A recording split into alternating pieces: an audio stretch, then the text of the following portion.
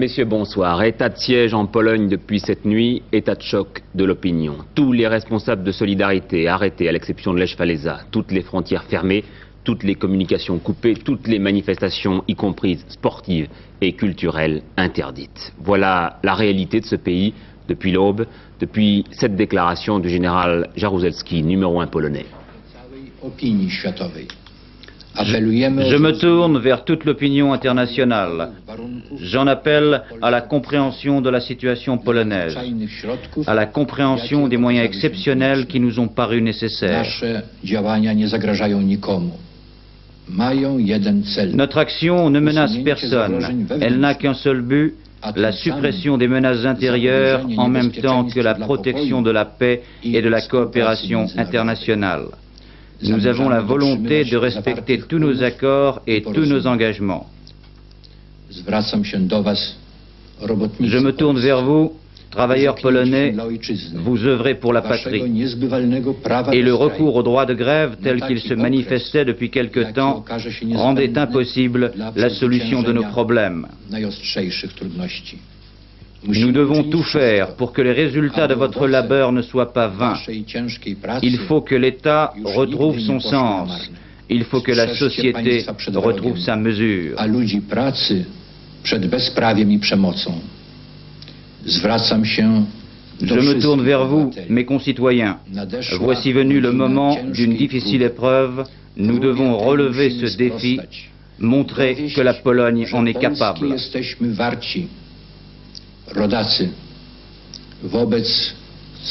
Chers compatriotes, à la nation et au monde, j'adresse cette parole éternelle de notre hymne national. Non, la Pologne ne mourra pas aussi longtemps que nous vivrons.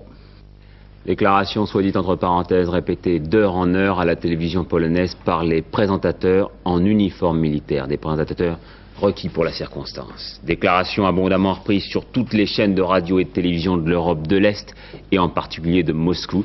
C'est d'ailleurs de là que nous sont arrivées les images que vous avez vues tout à l'heure, étrangement. Alors qu'est-ce que cela veut dire concrètement pour les Polonais? Le couvre-feu entre 22h et 6h du matin, les écoles fermées, les stations-service aussi, l'annulation de toutes les réunions sportives, culturelles et bien sûr syndicales et politiques, presse interdite à l'exception de la presse officielle, des frontières fermées, un espace aérien interdit, des communications téléphoniques coupées avec l'étranger et l'interdiction du sol polonais à tout étranger qui se présente aux frontières, les étrangers qui d'ailleurs pourraient être internés s'ils représentent des dangers pour le pays. D'où la difficulté bien sûr pour nous d'obtenir et de filtrer les informations en provenance de là-bas. D'où également l'inquiétude des Polonais à l'étranger qui se sont réunis spontanément ce matin devant la statue de Mickiewicz à Paris, avant de rejoindre un vaste rassemblement organisé devant l'ambassade de Pologne par tous les syndicats français, sauf la CGT. Patricia Charnellet. À bas le stalinisme, le socialisme, ce sont les travailleurs. À bas. 4 à 5 000 personnes pour cette manifestation devant l'ambassade de Pologne. Les organisations de gauche très nombreuses, mais aussi la foule anonyme des Parisiens, venus exprimer sa solidarité avec le peuple polonais et avec les syndicalistes arrêtés. Venus aussi pour dire son inquiétude et sa colère. En début d'après-midi, Lionel Jospin faisait part à l'ambassadeur de Pologne de l'émotion qui existait en France et des préoccupations de son parti.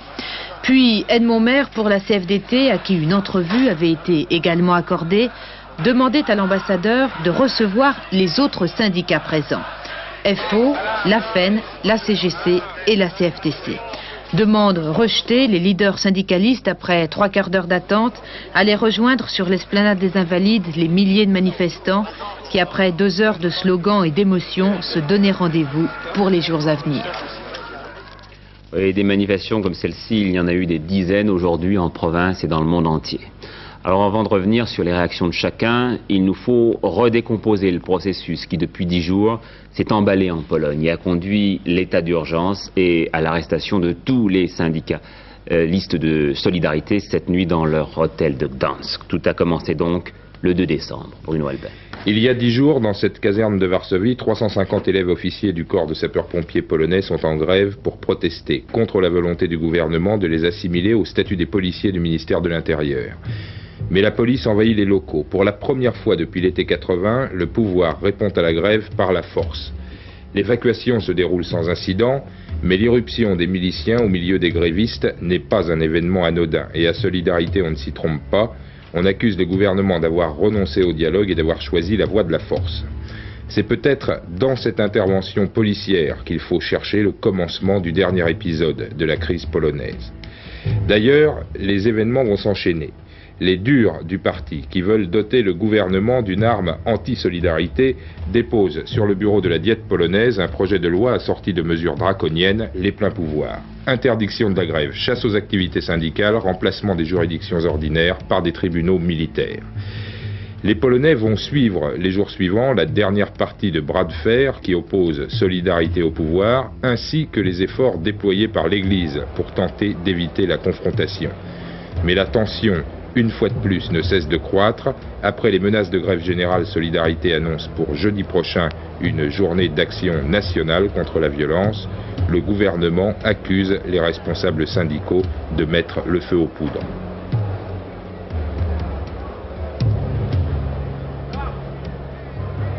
Et puis, vendredi, à Paris, l'ambassadeur de Pologne vient demander à Pierre Mauroy de remettre à plus tard son voyage prévu pour cette semaine à Varsovie. Les militaires polonais ont-ils déjà pris leur résolution ou ne la prennent-ils qu'hier soir après l'annonce par Solidarité d'un référendum sur l'avenir politique du pays? Une bravade, en tout cas le dernier coup de boutoir des syndicalistes contre le pouvoir dont ils ne voulaient plus. Et puis cet après-midi, une nouvelle intervention de la milice pour évacuer le siège social de Solidarité à Varsovie. Une foule de manifestants qui chantaient l'hymne national et le cantique « Dieu sauve la Pologne » et qui scandait le nom de Lech Walesa. Donc pour la première fois depuis un quart de siècle, depuis l'intervention soviétique en Hongrie en 1956, l'état de siège était proclamé dans un pays de l'Est. Le portrait de l'homme qui a signé le décret, le général Jaruzelski. Wojciech Jaruzelski, 58 ans, Premier ministre, premier secrétaire du parti, ministre de la Défense, n'a jamais appartenu au clan des durs du parti. Et s'il doit pourtant à son uniforme d'être devenu depuis octobre surtout le numéro 1 du régime polonais, ce militaire de carrière, connu pour sa modération, n'a pas toujours été en odeur de sainteté à Moscou.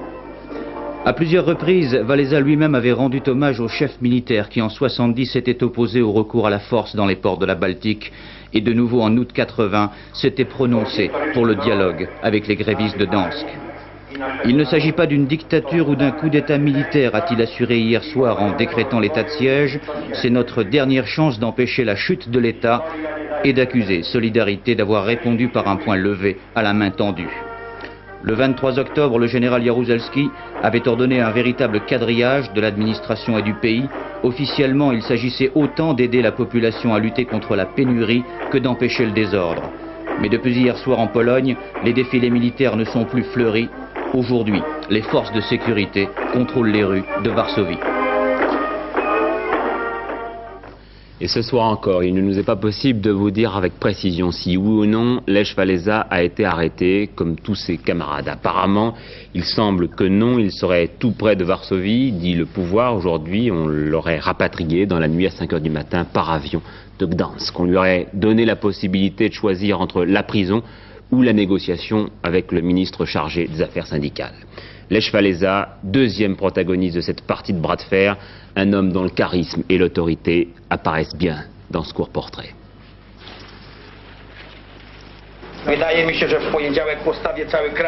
Si c'est comme ça, lundi, je vais mettre tout le pays debout. Je vais lancer une grève, transmettez-le. J'en ai assez des plaisanteries et des manœuvres, sachez-le. Transmettez ça au gouvernement. Lundi, probablement, je donnerai l'ordre de grève générale. Merci. Le sens de tout ça, un peu de démocratie, un peu de liberté personnelle pour tous ces gens. J'ai mal à la tête, ça m'est difficile de parler, je sais, c'est pas poli. Mais qui est donc ce type? Aurait dit Édouard Guirec, agacé par la personnalité de ce petit électricien qui parlait un peu trop. Ce type aurait pu lui répondre en chœur, les ouvriers polonais c'est nous, tant il est rare qu'un peuple en va à s'identifier ainsi à son leader. Lech Walesa est aujourd'hui un symbole, encore plus qu'un héros. On veut le voir, on veut parler avec lui. Ennemi de la corruption et de la bureaucratie, il a payé en son temps son engagement. Mais surtout, pour les ouvriers polonais, cet homme simple et authentique est l'un d'eux.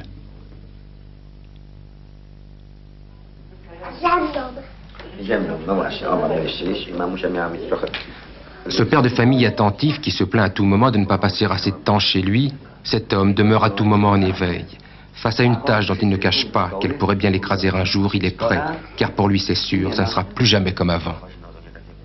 Faire marche arrière ne sera pas si simple.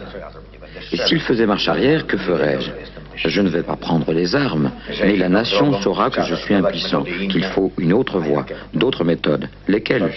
Quelqu'un, pas nécessairement moi, car moi je suis plutôt pacifique, quelqu'un d'autre conduira cela autrement. De toute façon, il y aura bien quelqu'un, et peut-être même moi, ce n'est pas exclu. En attendant, je lutte comme cela, et pas autrement. Et s'il le faut, je changerai de tactique. Oui, un portrait que nous avions réalisé avec Bernard Rapp, donc l'année dernière. Il faut dire aussi que vous allez entendre l'une de ses toutes dernières déclarations publiques. C'était le 28 novembre à Gdansk. Vous le voyez, il y a donc 2 semaines, déclaration prémonitoire. Militants, vous devez comprendre qu'ils veulent nous anéantir. Non seulement notre équipe, mais le syndicat tout entier. Vous devez le croire. Si vous l'admettez, alors vous comprendrez pourquoi, comme un maniaque, je m'efforce de vous garder dans solidarité. Et si vous n'y croyez pas, alors réfléchissez autrement. Comment voulez-vous vaincre l'opposition, chez nous ou ailleurs? Ils ne vont pas nous avoir avec des chars, au risque de choquer l'opinion, ni avec des fusils, non. Nous serons vaincus par nos propres grèves, si nous nous battons comme maintenant pour des cigarettes. Et alors on nous montrera du doigt. Ils diront, vous voulez des syndicats libres, la démocratie? Alors regardez ce qui se passe en Pologne. Ils nous demandent de l'aide pour les séparer, parce qu'entre eux, ils s'entretuent. Si nous n'arrivons pas à dominer cette affaire dans peu de temps, 1 ou 2 semaines, je vous le dis officiellement, je démissionnerai et vous dirai merci. Parce que je n'aime pas perdre, et je sais que nous perdrons. Je sais que vous pouvez me reprocher de manquer de sens démocratique, mais ce n'est pas vrai. L'enjeu est trop important, et avant même d'affronter les autres, nous perdrons tout. Il disait il y a 2 semaines donc, je sais qu'ils veulent nous écraser et je sais que nous allons perdre. Lech Walesa, qui depuis 1 an et demi tout juste, poursuit un combat au départ solitaire, puis relayé par de puissantes forces populaires dans le pays contre le gouvernement pour l'obtention de réformes. Combat inégal, avec depuis août 80, plus de victoires que de défaites. Maurice Werther. Les grandes grèves de la première moitié de 1980 dans les mines et surtout, comme 10 ans plus tôt dans les chantiers navals de la Baltique, ont finalement abouti à la signature des accords de Gdansk le 30 août 1980. Les accords de Gdansk reconnaissent le droit pour les ouvriers polonais de créer des syndicats indépendants, par opposition aux syndicats officiels, étroitement surveillés par le Parti communiste, des syndicats qui ont le droit de grève. C'est en somme l'acte de naissance de ce qui devait devenir Solidarité. Première victime de cette politique, de cette évolution, M. Guirec, chef du parti, qui 10 ans plus tôt avait remplacé Gomulka dans des circonstances à peu près semblables, il est à son tour remplacé par plus libéral que lui, M. Kania. Dans les mois qui suivent, Solidarité se développe, pousse des pointes dans la plupart des villes polonaises, tandis que ses militants font librement leur propagande. Mais les difficultés commencent. Malgré une production abondante, la viande commence à être rationnée. On distribue des tickets. Un rationnement théoriquement généreux, en fait de moins en moins honoré. Comme si ce devait être le contre-coup de ces difficultés alimentaires, Solidarité se développe à la campagne aussi et les paysans créent Solidarité rurale. Mais dès le début de cette année, alors que M. Kania garde le titre de premier secrétaire du Parti communiste, le général Jaruzelski devient Premier ministre. En sa personne, l'armée prend de plus en plus d'emprise sur le pays, surtout lorsque le général cumule les fonctions de chef de gouvernement et de chef du parti. Et oui, ironie du sort, l'homme qui est tombé en Pologne dès ses premières négociations avec Lech Walesa, tombé parce que jugé trop faible, cet homme-là, Édouard Guirec, donc numéro 1 polonais pendant 10 ans, va se retrouver demain en cour martiale, traduit comme ses anciens collaborateurs et accusé de la responsabilité des erreurs des années 70. Alors derrière tous ces événements, on a vu à chaque fois la main de Moscou, très souvent même. Certains entendaient déjà les pas des premières bottes soviétiques, mais rien n'est jamais venu. Et il faut dire que ce soir, Moscou a toute raison de se montrer satisfaite de l'évolution de la situation. Philippe Rochaud est notre envoyé spécial en URSS. Les dirigeants soviétiques ont tout lieu d'être satisfaits de l'instauration de l'état d'urgence en Pologne, qui leur permet de dire ce soir que les Polonais règlent eux-mêmes leurs problèmes. Le Kremlin se félicite surtout de la fermeté du général Jaruzelski, qui vient enfin de prendre les mesures fortement conseillées par Moscou depuis des mois. Mais les soviétiques savent aussi qu'il a joué sa dernière carte et que si l'état de siège ne permet pas de rétablir l'ordre, l'ultime recours sera l'intervention de l'armée soviétique. La situation à Varsovie va peser sur les entretiens qu'aura demain Michel Joubert à Moscou, mais le message de François Mitterrand, qui devait remettre à Léonid Brejnev, apparaît aujourd'hui dépassé par l'instauration de l'état d'urgence en Pologne. Après Moscou, Washington, eh bien là-bas, on fait tout pour éviter de jeter de l'huile sur le feu. Tous les responsables se déclarent très inquiets, mais aucun ne prend d'initiative spectaculaire. Édouard Laure à Washington. Le silence de la Maison-Blanche et le fait que Ronald Reagan ait choisi de rester à Camp David pour terminer son week-end pour laisser croire que Washington ne suit que de très loin ce qui vient de se passer en Pologne. Pourtant, je peux vous dire qu'ici, on a beaucoup bougé cette nuit. Au département d'État d'abord, en liaison directe avec le chef de la diplomatie américaine, Alexander Haig, qui pourrait bien rentrer demain de Bruxelles. Et en liaison aussi, mais ce n'est pas confirmé officiellement, avec les responsables du gouvernement polonais. En fait, au-delà de cette agitation, je peux vous dire que ce matin, les responsables américains sont bien embarrassés devant ce qu'on commence à appeler ici timidement une affaire intérieure à la Pologne. Et donc dans l'impossibilité de réagir, en tout cas plus fermement, surtout s'il se confirme qu'il n'y a pas de participation directe de l'Union soviétique. Oui, toujours à Washington, le département d'État fait par ailleurs régulièrement savoir que ses satellites n'observent pas en ce moment de mouvements de troupes soviétiques. Le titulaire de ce ministère, Alexander Haig, qui a annulé son voyage en Israël prévu pour aujourd'hui, a insisté en réponse à une question de Patrick Lecoq sur le fait que pour l'instant, il n'y avait pas d'ingérence étrangère dans cette affaire. Charge in Warsaw has been assured by a senior Polish Foreign Office official that there will be no return to the situation which existed in Poland prior to August of 1980. That, you will recall, is when the government agreed to accept major reforms under pressure from the Solidarity labor movement. Our charge was told by the Polish official today that reforms would continue. That, of course, remains to be seen. Les ministres des Affaires étrangères américains, français, anglais et allemands sont entrés en contact téléphonique dès cette nuit. Helmut Schmidt, qui était ce matin avec son équivalent est-allemand Erich Honecker à Berlin-Est, a tenu, vous allez entendre, des propos semblables à ceux du général Haig. Un marché de Noël sous la neige, un bain de foule dans une foule triée précisément sur le volet, dans une ville coupée du monde par la sécurité est-allemande. Des gorilles qui frayent un passage à Helmut Schmidt et à Erich Honecker. Le dernier décor, les derniers actes d'un sommet interallemand où le cœur n'y est plus trop. L'annonce de l'état d'exception en Pologne a eu l'effet d'une douche glacée sur le dialogue toujours fragile, toujours conditionnel entre les Allemagnes. On comprend mieux maintenant la hâte qu'a mise Erich Honecker à inviter Helmut Schmidt. Il savait le coup d'arrêt polonais imminent. Il reste que le patron de l'Allemagne de l'Est et Helmut Schmidt ont été pris de vitesse par l'ombre de la crise polonaise. Ils savent que leurs pas actuels, l'un à côté de l'autre, l'un vers l'autre, seront vite effacés si le pire survient en Pologne, le pire, c'est-à-dire une intervention soviétique. 3 jours en Allemagne de l'Est suffisent en effet à se rendre compte, une fois encore, que les Allemands de l'Est sont restés les durs du camp oriental. Ceux qui craignent le plus, à tort ou à raison, l'infiltration du virus polonais. Ceux qui ont également, dans le passé, demandé que la crise polonaise soit matée avec une sévérité, que soit matée avec une sévérité ce que l'on appelle ici la contre-révolution polonaise. Et à Rome, le ministre italien des Affaires étrangères est allé attendre le pape dans la sacristie d'une église de Rome pour lui exprimer la solidarité de son gouvernement à la suite des événements de Pologne. Le pape qui, quelques heures auparavant, venait de dire publiquement son émotion, place Saint-Pierre. Philippe Arroy. C'est en polonais que Jean-Paul II a évoqué place Saint-Pierre les événements de Pologne. Ces événements, a-t-il dit, m'obligent à m'adresser encore une fois à vous pour la cause de notre patrie et pour demander des prières. Je rappelle ce que j'ai dit, il y a déjà eu trop de sang versé en Pologne pour qu'on en verse encore. On doit tout faire pour construire pacifiquement l'avenir de la patrie. Jean-Paul II a recommandé son pays et tous les Polonais à la Vierge de Częstochowa, qui nous a été donnée, a-t-il précisé, pour notre défense. 30 000 fidèles étaient massés place Saint-Pierre, parmi eux une centaine de Polonais. data il quale la Chiesa ha ricordato il 20° Réaction française maintenant. Dès ce matin, François Mitterrand faisait savoir qu'il suivait la situation avec grande attention, mais ce n'est qu'il y a une heure que Pierre Mauroy faisait connaître solennellement le point de vue officiel du gouvernement français.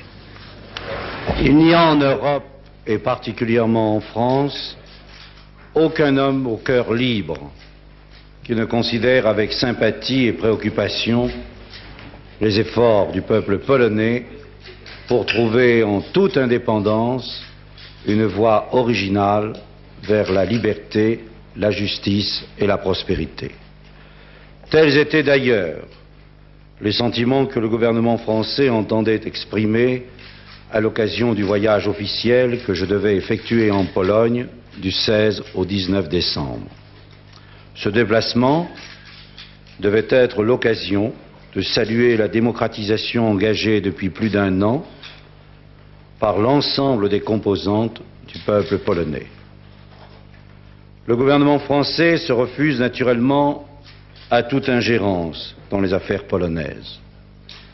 Mais la mise en place la nuit dernière en Pologne d'une administration militaire, l'arrestation de nombreux responsables syndicaux et politiques, l'instauration de la loi martiale viennent interrompre l'évolution démocratique. Ces décisions suscitent les plus graves inquiétudes du gouvernement français. Nous partageons l'émotion spontanément manifestée par la population française et exprimée par de nombreuses organisations, notamment syndicales. Dans le moment, le gouvernement français constate que les décisions intervenues en Pologne demeurent dans le cadre de la souveraineté intérieure de ce pays. Il souhaite une reprise du dialogue entre les Polonais et le retour aux libertés civiles et syndicales. Chacun mesure que si le mouvement de renouveau engagé en Pologne devait être brisé, il en résulterait de graves répercussions. L'amitié franco-polonaise a pris son essor lorsque le grand souffle de la Révolution française a ébranlé l'ancien régime à travers toute l'Europe. Ce combat commun pour la liberté s'est poursuivi à Paris comme à Varsovie, tout au long du XIXe siècle, puis dans la lutte contre le nazisme. Ces combats communs suscitent en France une sensibilité particulière pour tout ce qui touche, tout ce qui concerne la Pologne. Le gouvernement français est donc attaché à ce que, hors de toute ingérence étrangère, la Pologne retrouve dans l'entente nationale les voies de son redressement et de ses libertés. Oui, je ne puis vous donner tous les télégrammes qui se sont entassés toute la journée et qui tous expriment la même émotion. Retenons quand même les principales réactions politiques, réactions, disons-le, en ordre dispersé. Jean-Michel Mercurol. Émotion de Georges Marchais devant les événements de Pologne. Le PCF, dit-il, a suivi avec sympathie les efforts des Polonais pour trouver eux-mêmes la solution de leurs problèmes, mais il regrette que les difficultés et les surenchères aient conduit à la situation d'aujourd'hui. Le PC entend s'abstenir de toute initiative qui puisse gêner la recherche d'une issue pacifique à la crise et qui puisse favoriser l'affrontement interne ou, je cite, une intervention extérieure que nous ne voulons pas. Pour le Parti socialiste, Lionel Jospin jugerait extrêmement grave que l'évolution actuelle en Pologne puisse conduire à un retour en arrière pour la démocratie et les libertés. Il demande la libération des personnes arrêtées et souhaite que les libertés syndicales conquises par le mouvement populaire soient maintenues. Les nombreuses arrestations de responsables et l'instauration de cours martiales, poursuit M. Jospin, ne peuvent susciter, si elles sont confirmées, que la plus nette réprobation. Pour Jacques Chirac, si les libertés devaient être supprimées par la force en Pologne, les nations occidentales devraient en tirer toutes les conséquences dans leur rapport avec les pays de l'Est. Rien de durable, ajoute le maire de Paris, ne pourra être mis en œuvre pour sauvegarder la paix civile sans l'union des Polonais hors de toute ingérence, qu'elle vienne de l'Ouest ou de l'Est. Selon Jean Le Canuet, enfin, une fois de plus, comme il l'a toujours fait, le communisme s'oppose et détruit par la force la volonté de liberté des peuples qui l'oppressent. Le président de l'UDF lance un appel total et ardent de solidarité au peuple polonais en lutte pour sa dignité et son indépendance. Oui, j'ajoute que Lionel Jospin a appelé à une manifestation demain, la manifestation organisée par les 5 syndicats réformistes. Alors au-delà des déclarations partisanes, il y a l'émotion ressentie chez chacun d'entre nous parce que les liens franco-polonais sont trop forts et trop anciens. Émotion redoublée, bien évidemment, chez tous les Polonais de France. Lucie Soboul et Jean-Claude de la Tremblay reviennent du Nord. C'est là que se trouve la plus grande concentration de Polonais en France. Une grande tristesse d'abord. On ressent ça dans notre cœur d'origine polonaise. J'ai parlé avec pas mal de personnes ici à la sortie des messes. Tout le monde est triste et on se demande ce qu'il arrivera dans les heures à venir. Vous gardez encore l'espoir que la situation puisse s'améliorer en Pologne? Oui, justement, on vient d'écouter la télévision, on nous a dit que Wałęsa est encore en liberté, qu'il est prêt à discuter, alors on a l'espoir fait vivre. Mais est-ce que vous pensez que l'armée puisse réellement durcir encore sa position? C'est à voir dans les heures à venir. Vous croyez qu'elle va intervenir réellement maintenant? L'armée proprement dite polonaise, si je ne pense pas que vous pensez à une autre armée. L'armée, on sait bien que la Pologne a été quadrillée, mais l'armée, c'est des Polonais. Et comment vous expliquez que Lech Wałęsa n'ait pas été emprisonné? Il va servir d'otage maintenant? C'est difficile à dire. Vous savez, justement, je ne comprends pas cette réaction de ce gouvernement qui arrête les membres de Solidarité et il laisse en liberté justement son président. Alors est-ce qu'il y a un dessous, est-ce qu'il y a encore une possibilité de discussion? Nous verrons par la suite.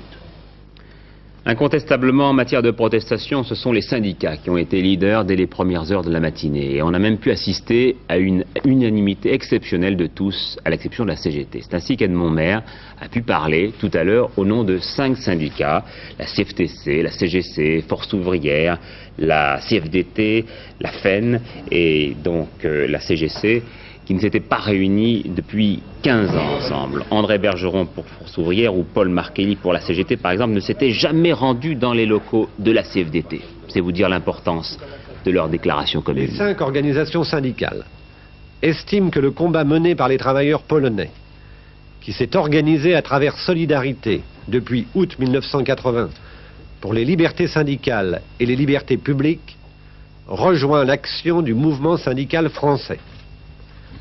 C'est pourquoi elles sont mobilisées face à la volonté d'étouffement des libertés et de restriction des droits élémentaires des travailleurs qui se manifestent aujourd'hui en Pologne. Elles appellent les travailleurs de France à faire du lundi 14 décembre 1981 une grande journée de solidarité. Dans ce cadre, elles organisent une manifestation nationale qui aura lieu à Paris à 17h30 de Montparnasse aux Invalides. La CGT, elle a mis plus de temps à y réagir et s'est longuement réunie en téléphonant en Pologne et à Georges Segui et Henri Krasuki qui n'étaient pas là, avant de prendre la position prudente que voici.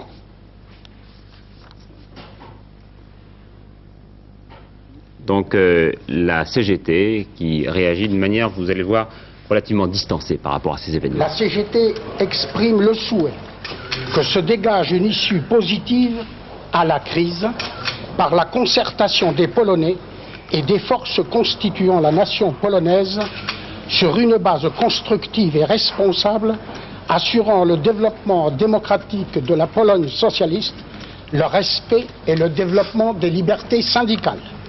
Le bureau confédéral estime que dans les circonstances présentes, tous les amis véritables des travailleurs polonais et de la Pologne qui souhaitent les aider et qui veulent préserver les possibilités d'une issue positive ont à faire preuve de mesure et de sens des responsabilités.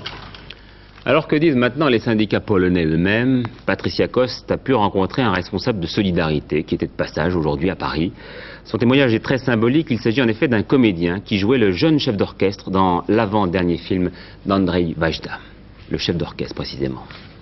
Je suis inquiet parce que ma famille est en Pologne. Mes amis sont emprisonnés. Moi-même, je suis tout à fait perplexe. je n'y peux rien. Je ne peux pas aller maintenant en Pologne parce qu'on ne peut pas y aller. Il n'y a pas d'avion, il n'y a pas de train. Alors voilà, la perplexité, si vous voulez. Moi, je pense que tout va se jouer demain. Si les ouvriers se rassemblent dans les usines, je crois qu'il y aura, disons, le plus délicatement, une réaction de la classe ouvrière. Vous pensez qu'une guerre civile est possible?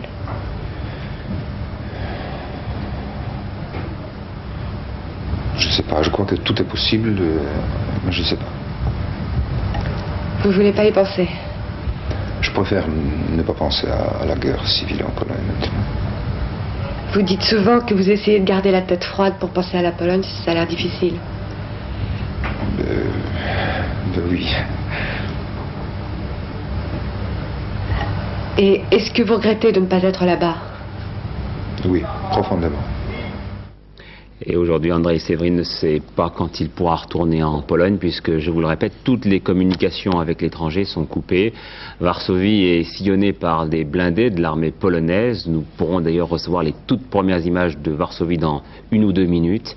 Tous les Polonais de plus de 13 ans doivent pouvoir justifier de leur identité, et ceux qui organiseront des grèves sont passibles de 5 ans de prison.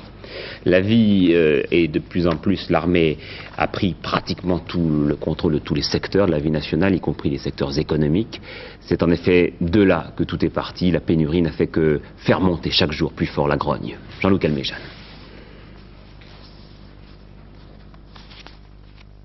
Des files d'attente pour obtenir des produits de première nécessité, c'est un spectacle maintenant courant en Pologne. Et parfois, pour s'entendre dire, nie ma, il n'y en a pas. Alors les Polonais vivant dans les grandes villes profitent des week-ends pour partir à la campagne, chercher par tous les moyens des vivres pour la semaine. En voiture, en bus, en train, ils désertent les immeubles et le bitume de la ville pour la campagne dans l'espoir que le paysan voudra leur vendre la viande dont il manque cruellement. En effet, depuis de longs mois, les tickets de rationnement ne couvrent pas la demande. La situation économique de la Pologne est catastrophique. On prévoit pour l'année 1981 une baisse de la production nationale brute de 25%. La production de charbon, principal moteur de l'économie polonaise, est en baisse. 130 millions de tonnes l'année dernière, 95 millions de tonnes seulement cette année, plus du quart de la production en moins. Le revenu national a baissé lui aussi de 30%. Autre signe inquiétant, la fuite devant la monnaie. Au taux officiel, on change 600 zloty pour 100 francs. Au taux parallèle, 10 000 zloty pour 100 francs. On estime en outre que l'inflation tournerait autour de 50%. Voilà pour le constat, et maintenant les analyses, les conséquences. D'abord en Pologne même, Jean Fredo, quelle peut être la riposte des Polonais à ce coup de force? Est-ce que, par exemple, vous imaginez qu'ils vont travailler demain matin? D'abord, je crois qu'il y a une chose qu'il faut dire. Nous avons affaire à un coup d'État militaire, parce qu'au-delà des mots, état de siège, état d'urgence, etc., à partir du moment où il y a un quadrillage militaire de cette ampleur, avec notamment la nomination de commissaires politiques nationaux à la place des membres du parti et des responsables administratifs, cela veut dire que ce sont les militaires qui prennent le pouvoir, et je crois que c'est pas parce que ça se passe dans un pays de l'Est qu'il ne faut pas prononcer ces mots. Ensuite, effectivement, comme Andrzej Seweryn le disait tout à l'heure, tout va se jouer demain. Car après le couvre-feu qui doit se terminer à 6 heures, est-ce que les travailleurs polonais vont aller au travail? En tout cas, on peut imaginer que le cœur n'y sera pas. Vont-ils aller au travail et, profitant de ce fait, j'irais faire presque une grève sur le tas, une forme de résistance passive? Il y a eu des mots d'ordre de grève d'ailleurs. Il y a eu des mots d'ordre de grève, notamment à Ursus et à Huta Warszawa, deux grandes entreprises de Varsovie. On peut imaginer qu'il y a dans d'autres endroits du pays. Le fait que ces événements se passent un dimanche, évidemment, ne favorise pas ce qui habituellement est la méthode de solidarité, à savoir une occupation. Ce que je crains, c'est si jamais il y a effectivement occupation d'usine et que là, l'armée soit placée devant le dilemme de sortir les ouvriers des usines, alors là, il y a un risque d'affrontement très très grave, et ce serait un comble pour le général Jaruzelski qui, 2 fois dans sa vie, en 1970 et en 1980, avait promis de ne jamais faire tirer sur un ouvrier. Ironie d'être au pouvoir. Conséquence internationale, Paul Naon, on est frappé ce soir par la prudence de l'étranger. Oui, effectivement, ce qui est frappant dans les réactions étrangères, c'est, je dirais, leur extrême prudence, même leur embarras. Alors je crois que cette prudence peut s'expliquer d'une part parce que les soviétiques ne sont pas intervenus, c'est important, et tout le monde les attendait, ces soviétiques, depuis assez longtemps, et d'autre part, et surtout pour les gouvernements occidentaux, même si la ficelle est un peu grosse, même si l'opération a été téléguidée, pour les gouvernements occidentaux, ce sont les Polonais eux-mêmes qui sont en train de régler leurs propres affaires. Si vous voulez, ce qui s'est passé ce matin, hier soir, à 23h, en Pologne n'est ni plus ni moins une normalisation, mais à la différence de ce qui s'est passé à Budapest, en Hongrie ou en Tchécoslovaquie, c'est une normalisation sans effusion de sang, sans aide extérieure, pratiquement une auto-normalisation. Reste à savoir maintenant si les gouvernements occidentaux, dont on a parlé tout à l'heure, tout au long de ce journal, n'ont pas, disons, sous-estimé la capacité de résistance de ce peuple polonais.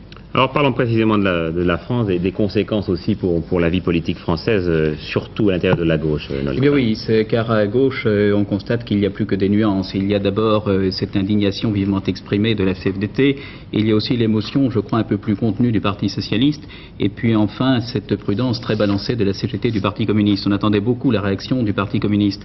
Le texte de Georges Marchais finalement ne surprend pas, car il renferme un certain nombre de thèmes qui avaient déjà été exprimés par le Parti communiste ces derniers mois. Et puis après tout, cette prudence et cet embarras de Georges Marchais ne sont pas plus grands que la prudence et l'embarras dont parlait Paul Naon pour l'ensemble des gouvernements occidentaux. Mais je crois qu'il y a quand même 3 points qui doivent retenir l'attention. Le premier, c'est cette différence considérable entre l'attitude du Parti communiste français et l'attitude du Parti communiste italien. Le deuxième point, eh bien, c'est que malgré les initiatives de la CFDT et du Parti socialiste, il n'a pas été possible jusqu'ici à l'ensemble des mouvements de gauche d'avoir une attitude commune. Et puis enfin, le troisième point, eh bien, c'est qu'il a fallu une journée au Parti communiste pour arriver à rédiger, à publier ce texte, et je crois que c'est le signe qu'il n'y a pas seulement un clivage à l'intérieur de l'ensemble de la gauche, mais qu'il y a un débat interne à l'intérieur du Parti communiste français. Et puis des conséquences pratiques au moment même où se dessinait en France un gigantesque mouvement de solidarité avec les Polonais. Vous savez que des centaines de tonnes de vivres avaient été rassemblées à Rungis. Il n'y a plus d'avions. Alors François Cornet, vous êtes en direct avec nous. Que vont-elles devenir? Oui, 1000 tonnes de denrées sont entreposées ici dans ces hangars de Rungis. 400 villes de France ont répondu à l'appel en faveur de la Pologne. Ces équipes de volontaires que vous voyez sur ces images préparent les paquets qui devaient quitter Paris ces jours-ci. L'opération est bien sûr remise en question, mais ici on ne perd pas espoir. On cherche une solution pour faire parvenir ce ravitaillement polonais, et on en trouvera une, ont promis les responsables de ces secours. Les 2 Boeing qui devaient quitter Paris en début de semaine avec les dons des Parisiens ne décolleront pas avec leurs 80 tonnes de fret comme prévu. Les 1000 tonnes de ravitaillement entreposées ici sont des denrées non périssables. Des denrées non périssables, c'est-à-dire des boîtes de conserve, des aliments en pot pour bébés, du lait en poudre, etc. Les nécessiteux recevront donc un jour ou l'autre ces denrées non périmées, mais une chose est certaine, l'élan de solidarité des Français n'allégera pas pour Noël 81 les privations des Polonais. Les frontières sont fermées et il est peu vraisemblable que les autorités de Varsovie les ouvrent pour laisser passer un convoi. Merci François. Voilà ce que ce soir à 20h38 nous sommes en mesure de vous dire sur la Pologne. Je vous dis tout de suite que dans 2 minutes nous recevons les premières images par l'intermédiaire de la chaîne ouest-allemande ARD. Toute la journée, les équipes d'Antenne 2 ont été sur le pont, en province et à l'étranger. La plupart des journalistes étaient revenus là à Paris pour assurer ces journaux et les 10 flashs spéciaux que nous avons consacrés à l'événement. Cette édition étant placée sous la responsabilité de Christian Guy. Avec vous maintenant, le reste de l'actualité en France et à l'étranger. Jacques Malinaud. À Londres, en début d'après-midi, l'explosion d'une voiture piégée a fait 2 morts et 1 blessé. C'est le 5e attentat de cette nature à Londres depuis le 10 octobre dernier. Les 4 attentats précédents avaient été revendiqués par l'IRA. Ils faisaient suite à l'arrêt de la grève de la faim des détenus irlandais de la prison de Metz. Cet attentat n'a pas encore été revendiqué. À Moscou, Lisa Alexeyeva a apporté le premier témoignage sur Andrei Sakharov et sa femme Elena après leurs 17 jours de la grève de la faim à Gorky. Ils sont en assez bonne santé, a-t-elle déclaré, mais l'académicien dissident a perdu 11 kilos, sa femme 7 kilos. C'est demain, en principe, que Lisa Alexeyeva devrait obtenir son visa pour quitter l'URSS. En Israël, M. Ziad Abu Ain, un jeune Palestinien accusé d'avoir participé à un attentat terroriste et qui s'était réfugié aux États-Unis, a été extradé de ce pays et est arrivé cet après-midi à Tel Aviv. En Espagne, un stock de 3000 litres d'huile frelatée et nous en parlions hier dans ce journal, a été découvert par la police municipale de Barcelone dans un magasin clandestin. C'est la première fois que l'on trouve à Barcelone de l'huile soupçonnée de provoquer un syndrome toxique. Plusieurs familles espagnoles auraient déjà pu acheter de ce produit. En France, la Confédération des syndicats médicaux français, qui est l'organisation la plus influente dans le corps médical, a désigné aujourd'hui le successeur du docteur Jacques Meunier, qui depuis 20 ans présidait aux destinées de la CSMF. Le nouveau président est le docteur Jacques Beaupère, c'est un généraliste nantais, il est âgé de 50 ans. Au Parlement, le Sénat a adopté la nuit dernière le projet de loi de finances, c'est-à-dire le projet de budget pour l'année prochaine, mais en le modifiant profondément. Ce texte sera donc soumis maintenant à une commission mixte paritaire qui devra élaborer un projet de loi susceptible d'être adopté par les deux assemblées. Dans le même temps, c'est-à-dire toujours la nuit dernière, l'Assemblée nationale a adopté le projet de loi de plan intérimaire pour 1982 et 1983, cela après une séance non-stop de 8h30. Tiercé, il secourait aujourd'hui à Auteuil. La combinaison gagnante est le 3, le 1 et le 6. Un tiercé que Pierrette Bresse vous avait donné hier soir dans l'ordre en 5 chevaux.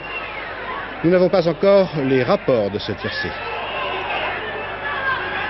Météo, la zone de neige actuellement au-dessus du bassin parisien se dirigera cette nuit vers le Massif central, rendant la circulation très difficile avec des formations de verglas et de congères. Demain, il y aura de la neige dans l'est du pays, suivie de pluies abondantes. Le temps s'améliorera ensuite progressivement avec une remontée de température. Et Alain Gélot-Pétret, qui m'a donné ces indications, a beaucoup insisté sur les risques de verglas qui, dès ce soir, risquent un peu partout de rendre la circulation très dangereuse. Bien, Jacques, nous vous retrouvons tout à l'heure vers 23h10. 23h10, donc pour le résumé de l'essentiel de cette actualité d'aujourd'hui, évidemment tout entière axée autour des événements de Pologne.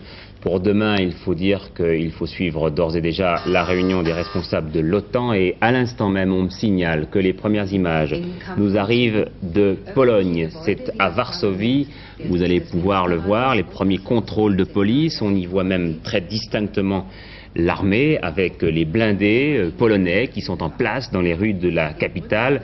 Je vous rappelle qu'ont été décidés également les principes de la décision de suspension des samedis libres, que dorénavant les employés des entreprises seront obligés de travailler 6 jours par semaine, voire 7, au cas où une situation exceptionnelle l'exigerait, et vous imaginez facilement ce que peut être la réaction de la population.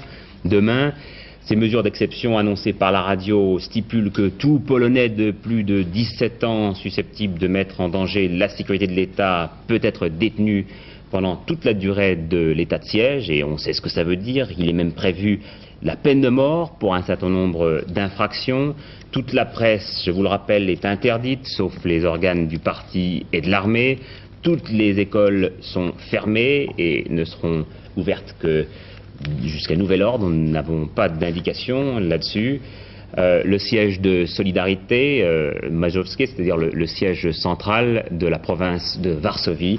Vous avez vu donc tout cela, ces premières images qui nous sont arrivées grâce à nos amis de la télévision ouest-allemande qui ont pu faire parvenir par le biais de l'Allemagne de l'Est ces images extrêmement difficiles à faire sortir de Varsovie puisque vous le savez, toutes les communications sont coupées et que toutes les frontières sont fermées. Voilà, vous comprendrez qu'en conséquence, nous ayons été dans l'obligation d'ajourner notre semaine spéciale sur la faim que nous avions prévue à partir de demain. L'opération, bien sûr, n'est pas annulée, les reportages sont tous faits et sont tous très impressionnants. Cette semaine est donc reportée début janvier. Donc, dernier journal, je vous le répète, vers 23h10 avec Jacques Malinaud. Et puis demain, ce sera Christine O'Krent qui prendra mon relais à 20h. Bonsoir à tous, merci de nous avoir suivis jusqu'à 9h moins le quart.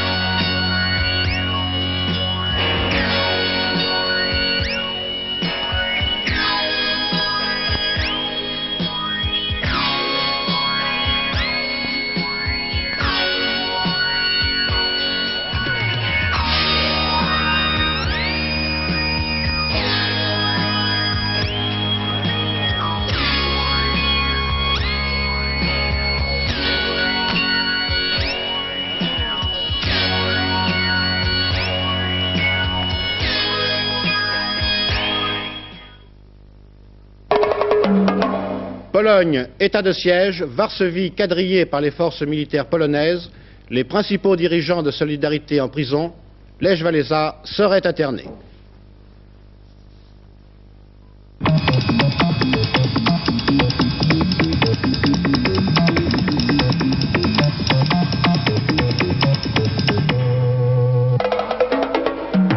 Madame, Monsieur, bonsoir. Pour la première fois depuis l'insurrection hongroise d'octobre 1956, l'état de siège a été proclamé dans un pays de l'Est, il s'agit de la Pologne. Cette décision a été prise la nuit dernière par le général Jaruzelski.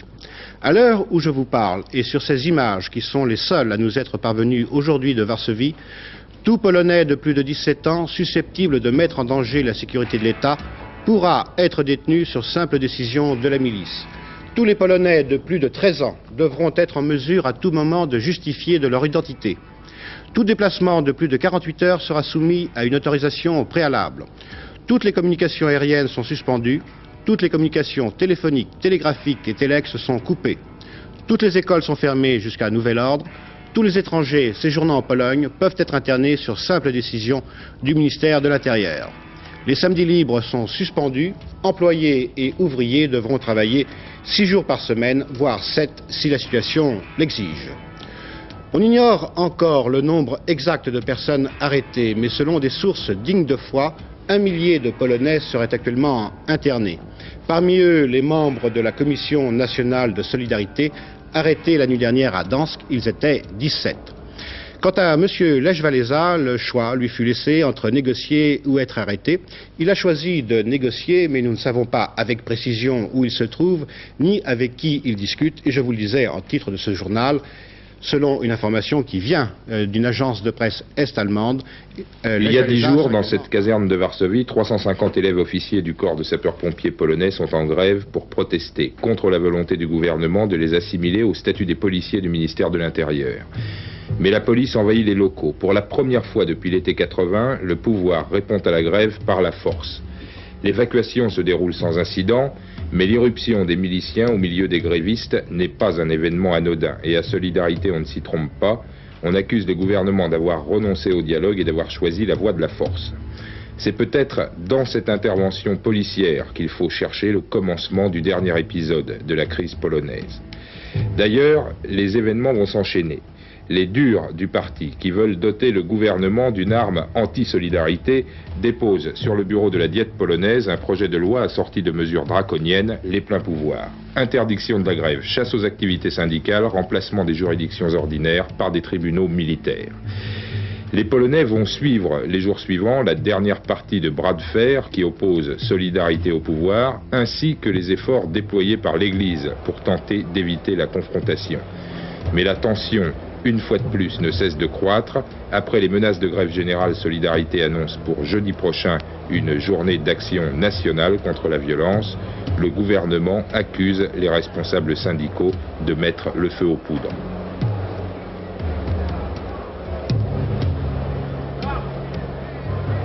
Et puis, vendredi, à Paris, l'ambassadeur de Pologne vient demander à Pierre Mauroy de remettre à plus tard son voyage prévu pour cette semaine à Varsovie. Les militaires polonais ont-ils déjà pris leur résolution ou ne la prennent-ils qu'hier soir après l'annonce par Solidarité d'un référendum sur l'avenir politique du pays? Une bravade, en tout cas le dernier coup de boutoir des syndicalistes contre le pouvoir dont ils ne voulaient plus. Monsieur Lech Walesa, qui fut amené à Varsovie en avion entre 4 et 5 heures ce matin, et qui donc serait en train de négocier, avait laissé entendre dans sa dernière interview que la situation évoluait vers une radicalisation. Jamais nous ne voulons du pouvoir. La plus grande faute que nous pourrions commettre, ce serait celle-là.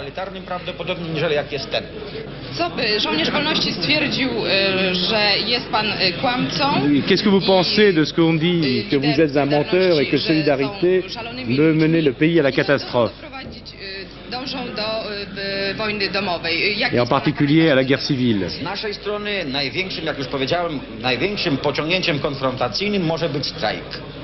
De notre côté, ajoutait Lech Walesa, le seul grand moyen d'intervention que nous ayons, c'est la grève. Alors cela, Lech Walesa le déclarait vendredi dernier, c'est la dernière interview que nous avions de lui. Jean Fredo, vous le connaissez bien, le leader de Solidarité. Je disais tout à l'heure qu'il était soit en train de négocier, soit qu'il était interné. C'est une dépêche dont nous n'avons pas la confirmation. À votre avis, comment peut-il réagir dans cette situation?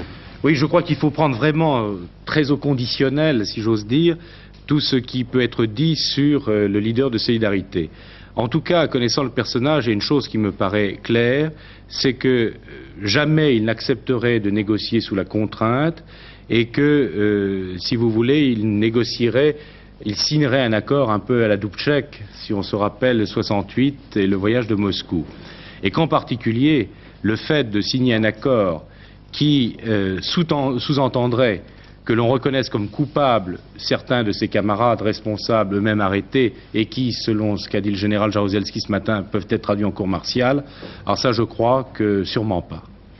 Et là, une dépêche vient à l'instant même de nous arriver. Selon Radio Varsovie, M. Walesa n'est pas interné. Oui. Il continue donc les négociations dans un lieu qui n'est pas déterminé et avec des interlocuteurs qui ne sont pas non plus définis. Alors deuxième question, Jean Fredo, elle est évidente. Qu'est-ce qui peut se passer demain en Pologne? Effectivement, la journée de demain sera décisive dans la mesure où le couvre-feu étant instauré jusqu'à 6 heures du matin, c'est à partir de ce moment-là que les ouvriers et les employés devront regagner leur travail et on peut imaginer que le cœur n'y sera pas beaucoup. Et plusieurs entreprises de Pologne, la grande usine Ursus près de Varsovie en particulier, ont lancé un appel à la grève générale. Ça illustre d'ailleurs le propos de Lech Wałęsa tout à l'heure, disant que c'était le seul moyen que l'on avait et que l'on ne devait pas faire autre chose pour prendre le pouvoir, c'était une erreur. Alors, imaginons si les ouvriers vont quand même au travail demain. Imaginons qu'ils occupent leurs usines, parce que malgré tout, les sections de solidarité sont puissantes, existent. Et alors quoi, l'armée va-t-elle aller les déloger? Est-ce que c'est les 315 000 membres de l'armée, dont 185 000 membres du contingent, qui peuvent faire marcher la Pologne sur le plan économique, alors qu'il y a 14 millions de travailleurs? Et c'est là où, me semble-t-il, où dans les jours qui viennent et demain, on verra si, outre une résistance passive qui ne manquera pas de s'organiser, eh bien, hélas, on n'ira pas jusqu'à une effusion de sang, que je ne vois pas autrement ce qu'il pourrait en être si le gouvernement militaire maintenant mis en place veut être cohérent avec les décisions qu'il a prises.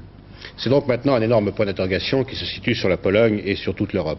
À l'annonce de ces événements en Pologne, précisément, des manifestations se sont spontanément organisées dans les capitales occidentales, notamment à Paris, Vienne et Londres.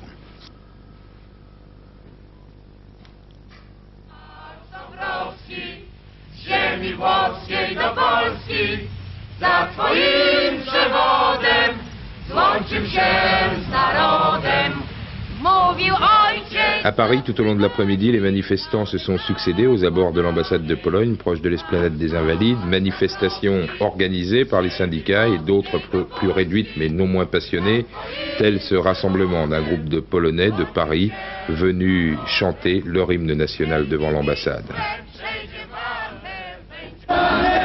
Vienne, des manifestations également devant la représentation polonaise, des Autrichiens mais aussi de très nombreux Polonais. C'est en Autriche que s'installaient provisoirement ou définitivement des milliers de citoyens de ce pays inquiets de voir la tension croître en Pologne et qui demandaient l'asile. Londres, cette hôtesse de la compagnie nationale LOT explique à des passagers en attente à l'aéroport que leur avion aura du retard. C'est la même chose tous les ans au moment des fêtes, dit-elle. En fait, le trafic aérien à destination de Varsovie est complètement désorganisé.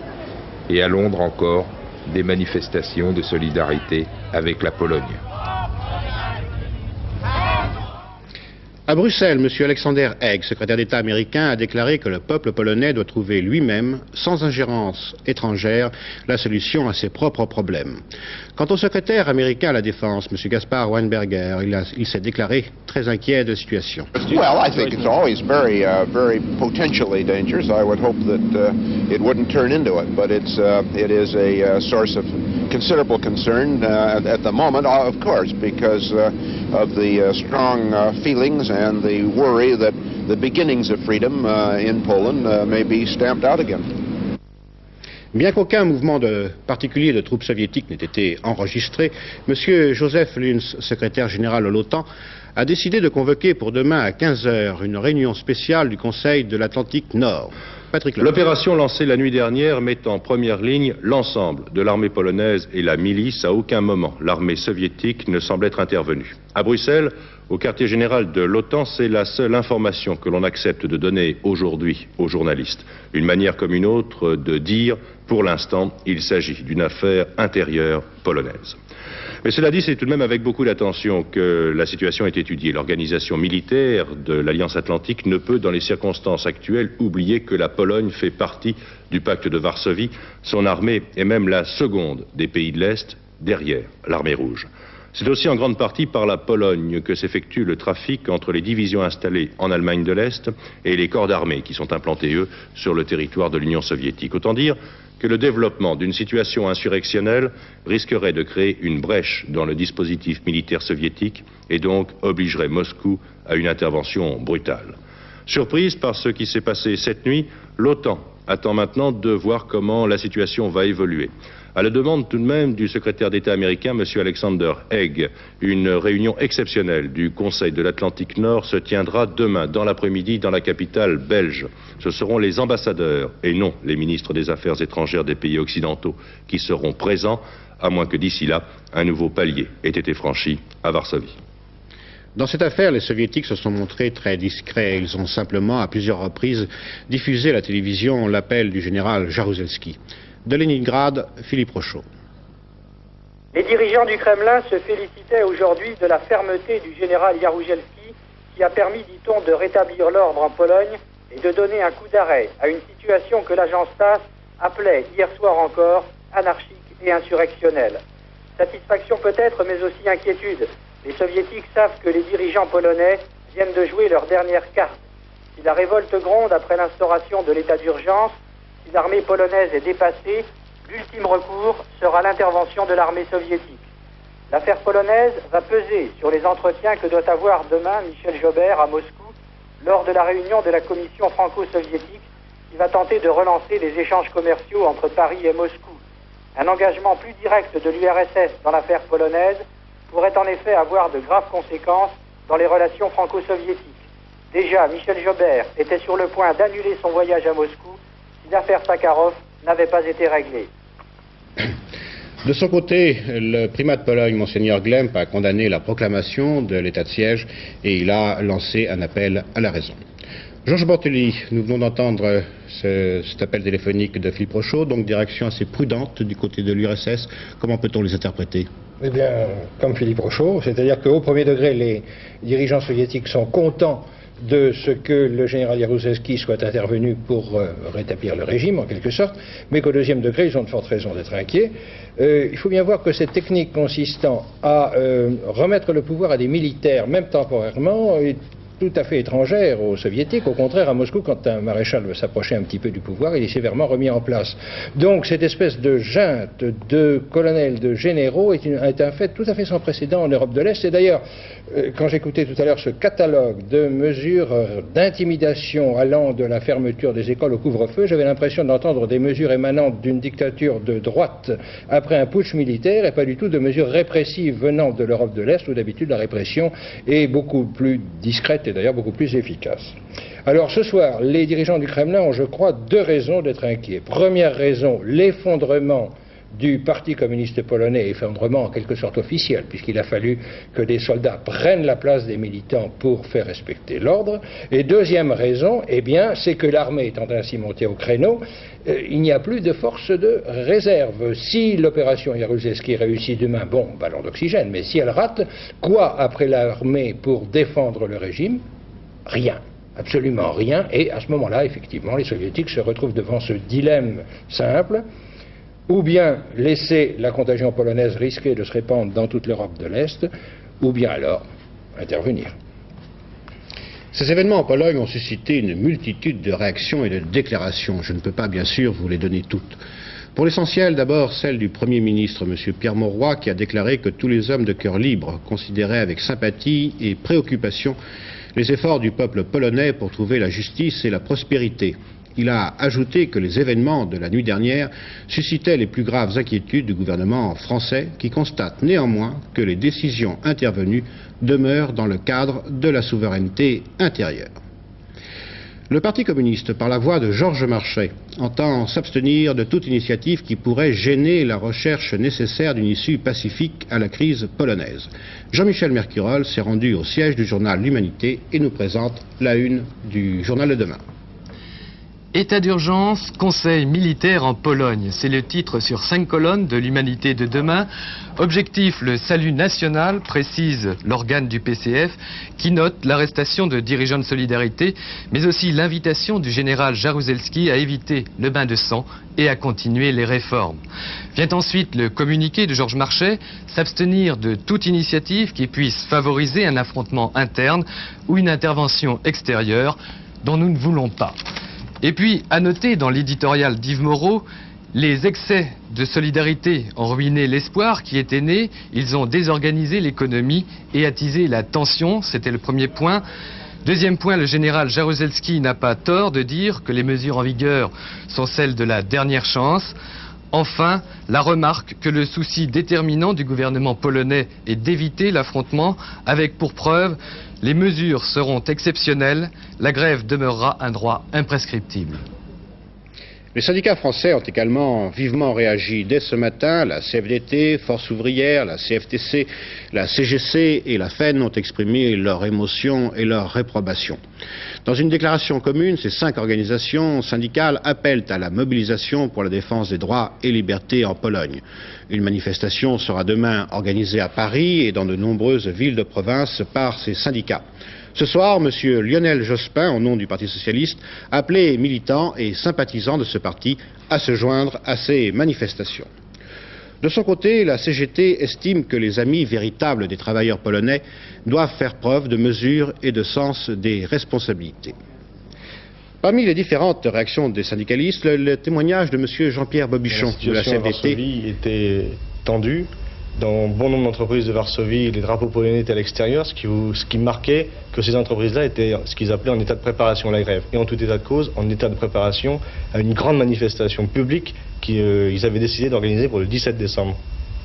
Mais au niveau gouvernemental, vous attendiez à cette reprise en main? Il y avait une inquiétude très forte de solidarité, mais à la fois aussi une volonté, une détermination des travailleurs, mais aussi de l'ensemble du peuple polonais.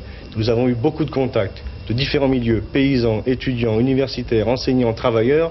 Tous nous ont tenu le même discours, cette volonté déterminée de pouvoir à la fois aller jusqu'au bout dans l'affirmation de l'existence de solidarité, mais aussi permettre que ce ne soit pas par la répression que les problèmes de la Pologne soient réglés.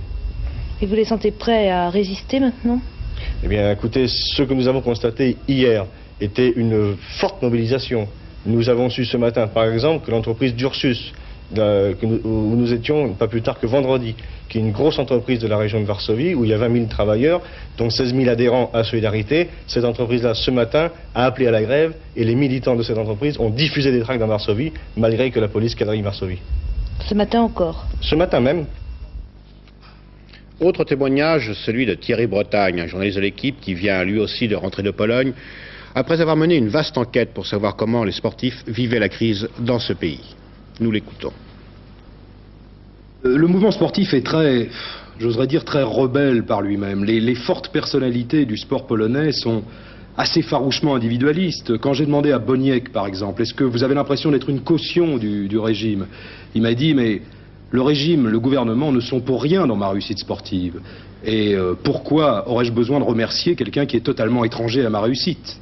Est-ce que des sportifs de premier plan, des grands champions polonais sont impliqués ou sont proches de Solidarité? Je crois qu'ils sont proches de Solidarité parce que tout Polonais est proche de Solidarité. Un homme comme Jacek Zola, l'ancien champion olympique de hauteur, est assez proche du mouvement dans la mesure où il avait décidé d'organiser un grand meeting d'athlétisme, certainement autour du 15 juin, qui aurait été, m'a-t-il dit, financé par Solidarité. C'est-à-dire que les athlètes occidentaux qui devait venir à ce meeting aurait été pris en charge par le syndicat Solidarité, ce qui m'a beaucoup surpris quand il m'a dit cela. Vous avez quitté récemment tous ces sportifs, ces athlètes. Est-ce que vous avez senti chez eux une sorte de peur ou de crainte de guerre civile? Oui, bien sûr. Enfin, peut-être pas de guerre civile parce que l'actualité n'était pas encore à la guerre civile, mais cette espèce de pesanteur de la crise, bien que le mouvement sportif m'ait semblé, à l'époque en tout cas, formidablement optimiste. Enfin, il ne voulait pas se servir de la crise. J'ai rencontré plusieurs entraîneurs qui m'ont dit « La crise ne peut pas être alléguée comme quelque chose de fatal. Enfin, nous devons surpasser ça. » En quelque sorte, il la niait, mais l'arrière-plan politique était très pesant. Très rapidement, le reste de l'actualité à Londres. En début d'après-midi, l'explosion d'une voiture piégée a fait 2 morts et 1 blessé. C'est le 5e attentat de cette nature à Londres depuis le 10 octobre dernier. Cet attentat n'a pas été revendiqué.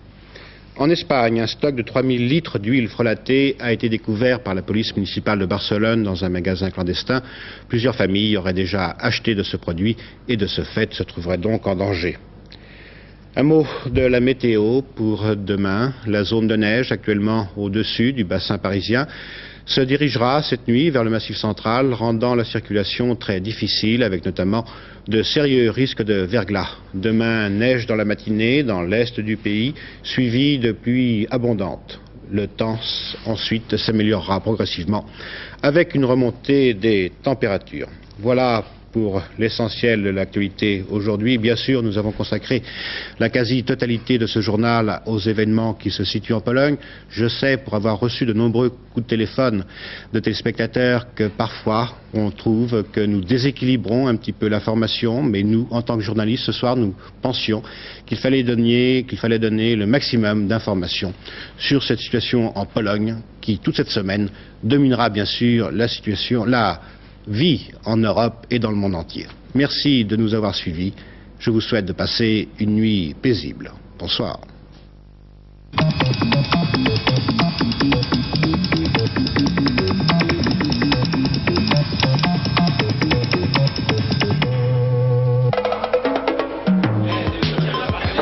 Aujourd'hui, tous les talents sont réunis sur France Inter.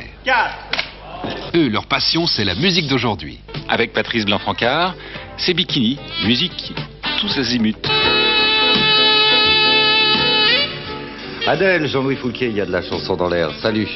Salut les jeunes, feedback, c'est Bernard Lenoir avec vous jusqu'à 22h. Ceci de 15h30 à 17h. Tout nouveau. De 20h à 21h. Votre petite dose de rock'n'roll sera de faite. 21h à 22h. Dixon Department. Mieux qu'une radio, un rythme. France Inter. Avant de vous inviter à consulter le programme qui vous attend demain sur notre chaîne sur Antenne 2, je voudrais attirer votre attention sur l'une des émissions qui vous sera proposée au cours de la soirée de demain. Il s'agit d'un hommage rendu à Edith Piaf. Edith Piaf, disparue il y a de cela déjà 18 ans, mais qui reste tout à fait vivante dans nos mémoires.